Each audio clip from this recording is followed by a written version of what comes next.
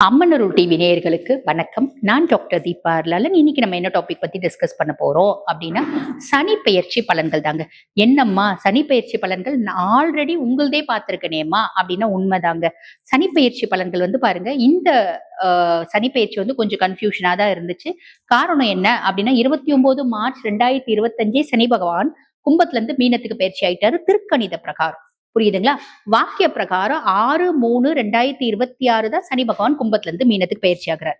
இப்ப இந்த மார்ச் மாசத்துல இருந்து இந்த மார்ச் மாசம் வரைக்கும், அதாவது ஏறக்குறைய வந்து பாத்தீங்கன்னா ஒரு வருஷ காலகட்டம் நடுவுல குழந்தைங்க பிறந்துச்சுங்க பாத்தீங்களா? அந்த குழந்தைங்க பிறந்த போது நிறைய பேரண்ட்ஸ் வந்து கேட்கறது உண்டு. மேடம் எங்களுக்கு திருக்கணித பிரகாரம் எங்களுக்கு வந்து ஜாதகம் எழுதி கொடுங்க. அவங்களுக்கு வந்து பாத்தீங்கன்னா சனி பகவான் மீனத்துல இருந்த மாதிரி எழுதி கொடுத்தோம் 29 மார்ச்ல இருந்து. வாக்கிய பிரகாரம் எங்களுக்கு வந்து ஜாதகம் எழுதி கொடுங்க அப்படின்றவங்களுக்கு சனி பகவான் கும்பத்துல இருக்க மாதிரி தான் எழுதி கொடுத்தோம். இப்படி என்றளவும் வந்து பாத்தீங்கன்னா வாக்கியத்தை ஃபாலோ பண்ற எத்தனையோ மக்கள் வந்து இருக்கதான் செய்யறாங்க. அது என்னங்க வாக்கியம் திருக்கணிதம் அப்படின்னா, இந்த திருக்கணிதம் அப்படின்றது ரொம்ப சிம்பிள்ங்க. Advanced version. இப்ப இந்த அட்வான்ஸ்டு பிசிக்ஸ், அட்வான்ஸ் மேத்தமெட்டிக்ஸ் அப்படி இருக்கு பாத்தீங்களா? வாக்கியம் தான் பேஸ். வாக்கியம் அப்படின்றது சித்தர்களும் முனிகளும் ரிஷிகளும் நம் முன்னோர்களும் பயன்படுத்தப்பட்டது அப்படிங்களா? அத கொஞ்சம் அட்வான்ஸ்டு வெர்ஷன் தான் இந்த திருக்கணித பஞ்சாங்கம் அப்படின்றது. பெரும்பாலான ஜோதிடர்கள் திருக்கணிதம் ஃபாலோ பண்றது உண்டு. வாக்கியமே ஃபாலோ பண்ற பர்சனாலிட்டிஸும் இன்னும் இருக்கதான் செய்யறாங்க. மக்களும் மட்டும் இல்லாம ஜோதிடர்களும் அப்படின்னு சொல்லிக்கலாம். இந்த நவகிரக ஸ்தலங்கள் எல்லா இடத்துலயும் வாக்கிய பஞ்சாங்கம் தான் ஃபாலோ பண்றாங்க. சனீஸ்வரனுடைய மிக பிரசித்தி பெற்ற கோயிலான திருநள்ளாறு தர்பாரண்யேஸ்வர கோயிலையும் வந்து பாத்தீங்கன்னா 6/3/2026 தான் சனி பகவான் கும்பத்துல இருந்து மீனத்துக்கு பயிற்சி ஆகிறார். ஆக வாக்கியத்தை தான் ஃபாலோ பண்றாங்க. வாக்கிய பஞ்சாங்கம் பிரகாரம் உங்க ராசிக்கு என்னென்ன மாதிரி பலன்கள் அப்படின்றத சொல்லியிருக்கேன். பொதுவா சனி நல்லா இருந்தாலும் சரி, நல்லா இல்லைனாலும் சரி, உதாரணத்துக்கு நம்ம சொல்லணும் அப்படின்னா சிம்மம் அஷ்டம சனியில இருக்கீங்க, கன்னி கண்டக சனியில இருக்கீங்க, அதே மாதிரி பாத்தீங்கன்னா தனுசு அர்த்தாஷ்டம சனியில இருக்கீங்க, கும்பம் பாத சனியில இருக்கீங்க, மீனம் ஜென்ம சனியில இருக்கீங்க. இவங்களுக்கு எல்லாம் சனி கொஞ்சம் ஃபேவரா இல்ல. அப்படி ஃபேவரா இல்லாத பர்சனாலிட்டிஸ் கூட வந்து பாத்தீங்கன்னா 1/6/2026 உங்களுக்கு வந்து பாத்தீங்கன்னா குரு பயிற்சி இருக்கு. குருனுடைய பார்வை சனி மேல படியுது. அப்ப 6ஆம் மாசம் வரைக்கும் தாங்க சின்ன சின்ன கஷ்டங்களும் இடையூறுகளும். அதுக்கப்புறம் எதுவுமே இல்லை, சௌக்கியமா இருப்பீங்க. ஆனா சனி தான் வந்து பாத்தீங்கன்னா உங்களுக்கு எடுக்கக்கூடிய ஒரு நிலையில இருக்கிறான் அப்படின்னாலும் சனி எப்ப கெடுக்க மாட்டான் அப்படின்னா, நீங்க பாட்டு நீங்க உண்டு உங்க வேலை உண்டு அப்படின்னு நியாயம் தவறாம நீதி தவறாம முடிஞ்ச வரைக்கும் நியாயத்தோட நம்ம தொழில் செஞ்சாலும், நம்ம பாட்டு நம்ம வேலையை செஞ்சாலும், கடின உழைப்பாளிகளா இருந்தாலும் சிவனேன்னு இருந்தாலும் சனி கெடுக்க மாட்டான். ஞாபகம் வச்சுக்கோங்க. ஏன் அப்படின்னா சனி யாருக்கும் பாரபட்சம் பார்க்க மாட்டாங்க.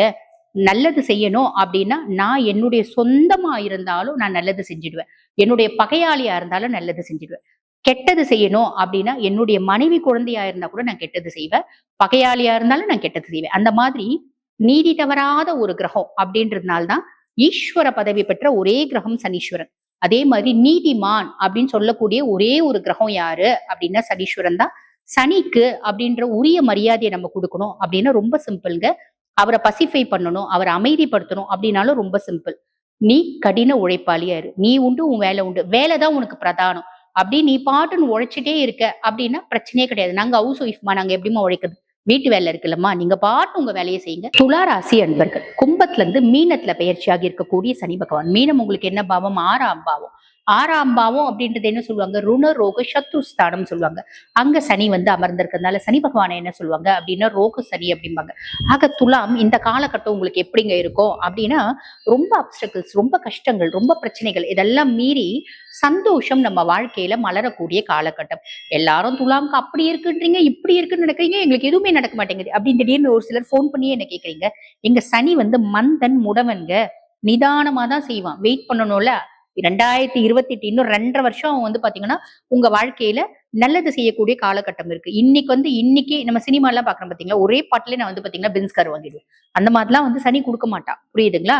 அதுக்கும் மேல நீங்க சனி உச்சமடையக்கூடிய ராசி. அப்ப ரோக சனி என்ன பண்ணுவான்? உங்களுக்கு கடன் இல்லாத, நோய் இல்லாத, எதிரி இல்லாத வாழ்க்கையை கொடுக்கணும் அப்படின்றத அவனுக்கு கொடுக்கப்பட்டிருக்க விதி. கண்டிப்பா அதை செய்வான். புரியுதுங்களா?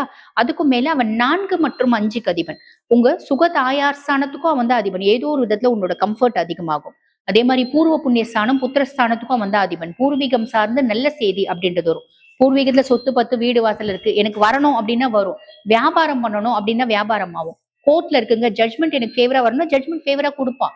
உங்க பேர்ல நியாயம் இருக்கு அப்படின்னா. நான் அநியாயமா எங்க வீட்டுக்காரோட அக்கா கொடுத்த சொத்தை புடுங்குறேன், தங்கச்சி கொடுத்த சொத்தை புடுங்குறேன்னா வராது. புரியுதுங்களா? சோ இந்த மாதிரி நியாயமான உங்களோட கோரிக்கைகள் எதுவோ அது வந்து நிறைவேறும். இதுல எந்த விதமான சந்தேகமும் இல்ல. ஆல்ரெடி என்னம்மா நீங்க வந்து நோயில இருந்து விமோச்சனம் கொடுத்துருவான்னு சொல்றீங்க. சனி எப்ப டாக்டர் ஆனா அப்படின்னா டாக்டர்களுக்கெல்லாம் பெரிய டாக்டர் அவரு. எப்படி? ரொம்ப சிம்பிள். உங்களுக்கு ஆல்ரெடி ஒரு டிஸார்டர் இருக்கு. இப்போ வந்து இன்க்யூரபிள் டிஸார்டர் இருக்கு. எப்படி சனி வந்து அத கியூர் பண்ணி குடுப்பா? அப்படின்னா ரொம்ப சிம்பிளா சொல்லலாம். உங்களுக்கு ருமட்டாய்டு ஆர்த்ரைட்டிஸ் இருக்கு. அது ஆட்டோஇம்யூன் டிஸார்டர். அது கியூர் ஆகாது. மருந்து, மாத்திரை சாப்பிடுறீங்க. பலவிதமான வைத்தியங்கள் பண்றீங்க. ஆனா செட்டிலே ஆகல. இந்த காலகட்டம் அதுல ஒரு பாலியேஷன் அப்படின்னு கிடைக்கும். நீங்க செய்யக்கூடிய வைத்தியம் பலிதமாகும். பலிதமாயி அந்த நோயினோட வீரியம், அந்த நோயினோட வேதனை, அந்த நோயினோட ஒரு கொடுமையில இருந்து நீங்க முழுசும் வெளியே வருவீங்க. இதுக்கு சனி சப்போர்ட்டிவா இருப்பா அப்படின்னு சொல்லலாம். புரியுதுங்களா? சனி டாக்டர் ஆவல. பட் சனி நீங்க செய்யக்கூடிய வைத்தியத்தை பலிதமாக்குவா.